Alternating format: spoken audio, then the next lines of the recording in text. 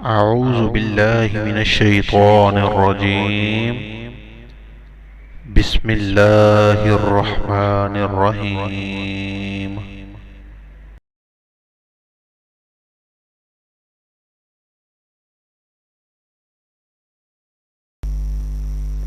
عزیز طلبہ، السلام علیکم ورحمۃ اللہ وبرکاتہ۔ بیسٹ گروپ آف کالجز کھاڑیاں کے یوٹیوب لیکچر میں آپ سب کو خوش آمدید۔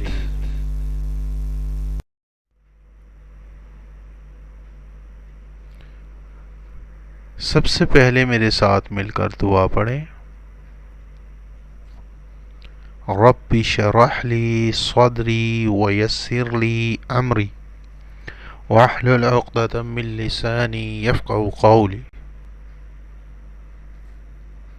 اے میرے رب، میرا سینہ کھول دے اور میرا کام آسان کر، اور میری زبان سے گرہ کھول دے کہ میری بات سمجھ لیں۔ آمین یا رب العالمین۔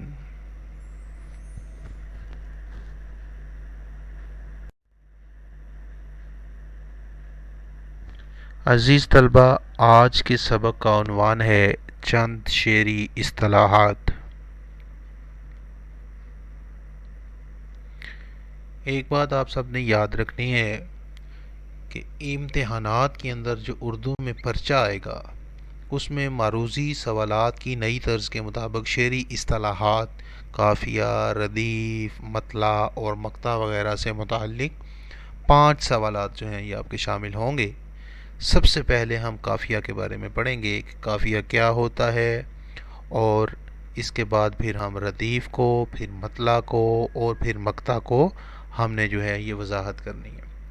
تو یہ قافیہ، ردیف، مطلع اور مقطع ہی دراصل شعری اصطلاحات ہیں، اور انہی کے مطابق ہم نے جو ہے یہ، اگر ہمارا معروضی میں پیپر میں یہ سوال آ جاتے ہیں تو آپ کو پتہ ہونا چاہیے۔ تو قافیہ کیا ہے؟ قافیہ کے لغوی معنی ہیں پے در پہ آنے والا، پیچھے پیچھے آنے والا۔ شاعری میں شعروں کے آخر میں آنے والے ہم آواز الفاظ کو قافیہ کہتے ہیں۔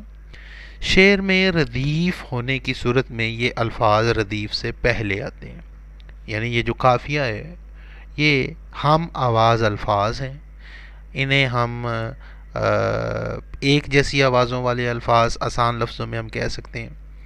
تو یہ پیچھے پیچھے آتے ہیں، یعنی جس طرح کی آواز پیچھے والے شعر میں ہوگی اسی طرح کی آواز مصرعے کے آخر میں تقریباً ملتی جلتی آواز ہوگی۔ ٹھیک ہے، تو ہم دیکھتے ہیں کہ اس کی چند مثالیں جو ہیں وہ کیا ہیں، اس کے مطابق جو ہے وہ ہمیں تھوڑا سا اس کو سمجھنے میں مدد ملے گی۔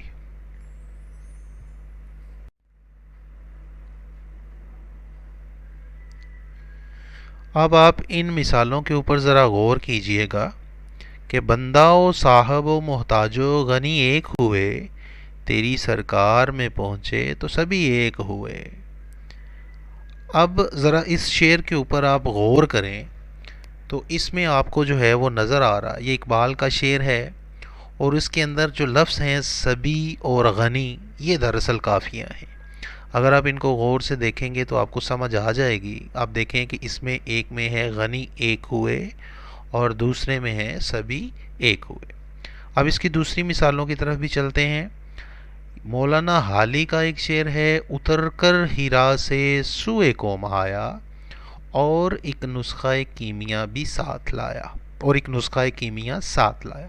اب اس شعر کے اندر آیا اور لایا جو ہیں یہ قافیہ ہے، جبکہ نظیر کا ایک شعر ہے کہ کوڑی کے سب جہاں میں نقش نگین ہیں، کوڑی نہ ہو تو کوڑی کے تین تین ہیں۔ اب اس شعر میں نگین اور تین تین، یہ دراصل تین جو ہے وہ یہ آپس میں قافیہ ہیں۔ ٹھیک ہے، تو اس کو اگر آپ غور سے دیکھیں گے، پہلے شعر میں آیا اور لایا، جبکہ نظیر کے شعر کے اندر جو چیزیں ہیں ان میں نگین اور تین یہ قافیہ ہے۔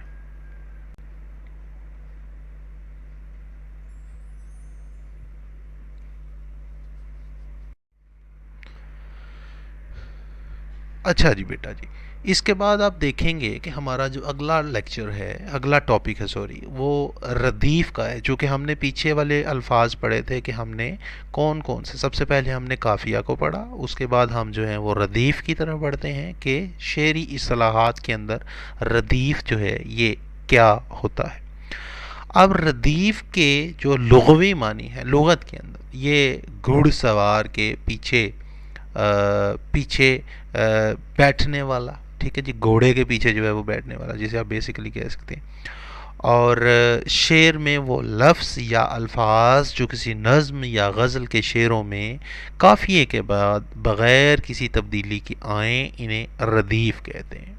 مثال کے طور پر غالب کہتا ہے: درد منت کش درد منت کش استوا نہ ہوا، میں نہ اچھا ہوا برا نہ ہوا. اب اس شعر کے اندر نہ ہوا جو ہے یہ بیسیکلی آپ کا جو ہے وہ ردیف ہے. مصحفی ہے، مصحفی بھی ایک شاعر ہے جو کہتا ہے کہ اس دل میں تیرے ملنے کا ارمان رہ گیا، یہ دل تڑپ تڑپ کر میری جان رہ گیا. اب اس میں ایک جیسے جو ایک ہی طرح کی آوازیں آ رہی ہیں وہ دراصل کون سی ہیں؟ رہ گیا، رہ گیا. تو مصحفی جو ہے وہ اس کے اندر یہ بات کر رہا ہے کہ اس دل میں تیرے ملنے کا ارمان رہ گیا، یہ دل تڑپ تڑپ کر میری جان رہ گیا. اور اس شعر میں کیا ہے؟ رہ گیا ردیف ہے. درد کہتا ہے: جی کی جی ہی میں رہی بات نہ ہونے پائی، ایک بھی ان سے ملاقات نہ ہونے پائی. اب اس شعر کے اندر نہ ہونے پائے ردیف ہے.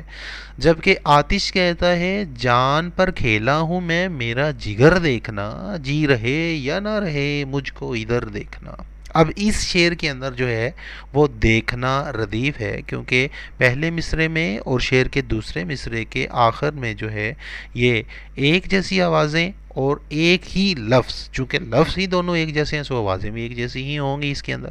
تو اس کو ہم ردیف کہتے ہیں. بیسیکلی جو گھڑ سوار ہے اس گھڑ سوار کے لیے جو ہے یہ لفظ استعمال کیا جاتا ہے، بیسیکلی اس کا جو لغت کے اندر معنی ہے. ٹھیک ہے، تو یہ جو گڑ کا لفظ یہاں پر استعمال ہو گیا ہے، یہ میری ٹائپنگ کرتے ہوئے تھوڑی سی غلطی ہو گئی ہے. جبکہ یہ ہے جو ہے یہ پہلے آنا تھا گاف اور دو آنکھوں والی ہے اور آگے اڑے، تو وہ گھڑ سوار یعنی گھوڑا جس طرح ہوتا ہے اس سے ہے. تو آپ جو ہے وہ اس کو صحیح کر لیجئے گا.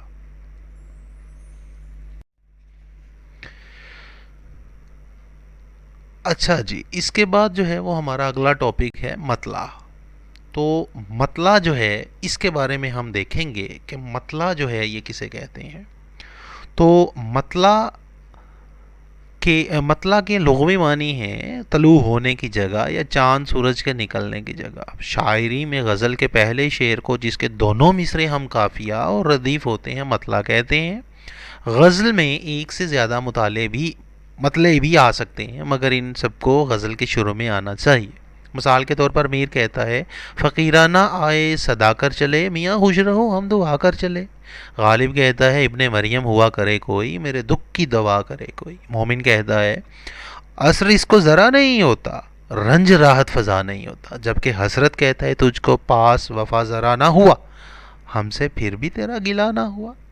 تو یہ مطلع جو ہے اس کے اندر آپ شعر پہلے غزل کے پہلے شعر کو جس کے دونوں مصرے ہم قافیہ اور ہم ردیف ہوں انہیں ہم مطلع کہتے ہیں. ٹھیک ہے جی.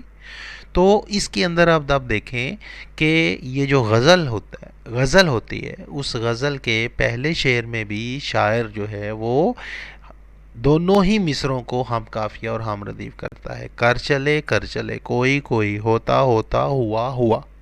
تو یہ یہاں پر جو ہیں وہ آپ کے لیے آسانی پیدا کرنے کے لیے یہ مثالیں بھی ساتھ لکھی گئی ہیں اور ساتھ میں اس کی ڈیفینیشن. اس کے بعد ہم اگلا جو ٹاپک ہے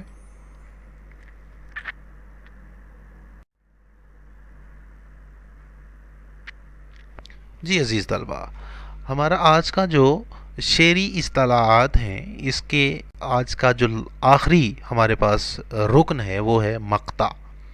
تو مقطع کے جو لغوی معنی ہیں یہ کاٹنے کی جگہ یا کسی چیز کے ختم ہونے کی جگہ ہے. یعنی اس مقطع کے اندر جو چیزیں بیان کرنے والی ہیں وہ یہ ہیں کہ کاٹنے کی جگہ یا کسی چیز کے ختم ہونے کی جگہ ہے، کوئی چیز ختم ہو جاتی ہے، اس کے بعد نئی چیز شروع نہیں ہوتی، اسے ہم مقطع کہتے ہیں۔ اب یہ بیسیکلی جو ہے وہ شاعری میں غزل کے آخری شعر کو جس میں شاعر اپنا تخلص استعمال کرتا ہے مقطع کہتے ہیں۔ مثال کے طور پر میر کہتا ہے، یعنی جب کوئی چیز کاٹ دی جائے گی اس کا تخلص، شاعر اپنا جو نام ہے، اپنا تخلص ہے وہ وہاں پر استعمال کرتا ہے، تو ہمیں پتہ چل جاتا ہے کہ یہ غزل کا آخری شعر ہے۔ میر کہتا ہے، زور و زر کچھ نہ تھا تو بارے میر کس بھروسے پہ آشنائی کی۔ مصحفی کہتا ہے، مصحفی شب جو چپ تو بیٹھا تھا، کیا تجھے کچھ ملال تھا، کیا تھا؟ غالب کہتا ہے، میں نے مانا کہ کچھ نہیں غالب، مفت ہاتھ آئے تو برا کیا ہے۔ مومن کہتا ہے، کیوں سنے عرض مضطرب مومن، صنم آخر خدا نہیں ہوتا۔ تو اب اس میں دیکھیں گے جو الف ہے اس کے اندر میر کا یہ شعر ہے اور اس نے اپنا تخلص میر لگایا ہے۔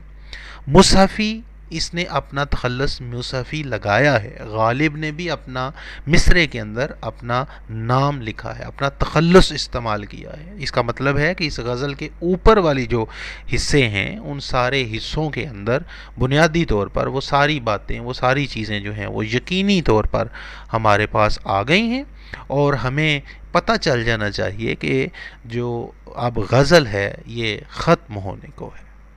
تو عزیز طلبہ، آج کا آپ کا یہ ٹاپک تھا جس پہ آپ نے قافیہ، ردیف، مطلع اور مقطع کے بارے میں پڑھا، اور ساتھ میں آپ نے اس کی چند مثالیں بھی پڑھیں۔ مجھے امید ہے کہ آپ کو میرا لیکچر بہت اچھا لگا ہوگا۔ آپ تھوڑی محنت کیجئے، ابھی عزیز طلبہ آپ کے پری بورڈ کے ایگزامز بھی ہونے والے ہیں، سو اس کے لیے بھی آپ کو تیاری کرنی ہے، بہت اچھی تیاری کرنی ہے، اور اللہ تعالیٰ آپ کو کامیاب و کامران کریں۔ میری دعائیں ہمیشہ سے آپ کے ساتھ ہیں۔ اب آپ تھوڑا سا اپنی پڑھائی کو سنجیدگی کے ساتھ لیجئے۔ آپ کو زوم کی کلاسز پہ بھی اساتذہ اکرام جو ہیں وہ پڑھائی کروا رہے ہیں، آپ کی محنت ہے، اس میں آپ کا ہی فائدہ ہے۔ سو مجھے امید ہے کہ اب آپ اپنی جو زوم کی کلاسز ہیں وہ بھی اچھے طریقے سے لیں گے، اٹینڈ کریں گے، اور ساتھ میں میرے لیکچر کو بھی سنیں گے اور اپنا کام اچھے طریقے سے انجام دیں گے۔ اللہ تعالیٰ آپ کا حامی و ناصر ہو۔ اس کو اچھے طریقے سے یاد کیجئے گا اور اس کی بار بار ریپیٹنگ کیجئے گا، اس کو بار بار جو ہے وہ لکھ کے پریکٹس کیجئے گا۔ اس طرح سے آپ کا جو یہ انشاءاللہ تعالیٰ سے لیکچر ہے یہ بہت اچھا بھی سمجھ آ جائے گی، اور ساتھ میں آپ کو جو ہے وہ اپنے امتحان کی تیاری جو ہے یہ بھی بہت اچھی ہو جائے گی۔ فی امان اللہ۔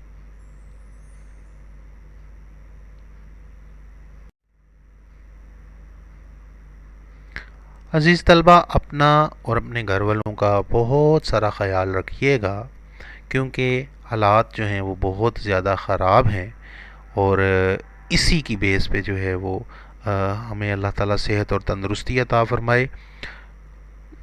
فی امان اللہ۔ اللہ حافظ۔